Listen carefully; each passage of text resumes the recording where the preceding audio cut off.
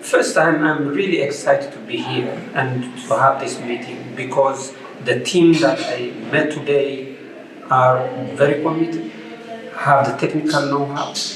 So what we need to do now is we put an action plan on what does the UN World Food Program bring value proposition to this team, and so it's a question of putting together a plan.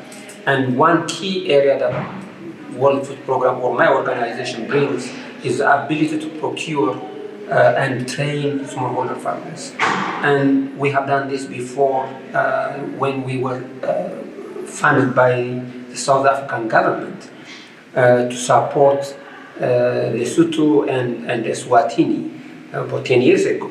The government gave us money, funds, but to buy from the smallholder farmers. And to do that, then we train the farmers on food quality, on how to procure, and so on. So now, out of this meeting, I am very excited, and my team in Johannesburg and the team here, we will work together and we will have an outline, and we want results, and we will have results.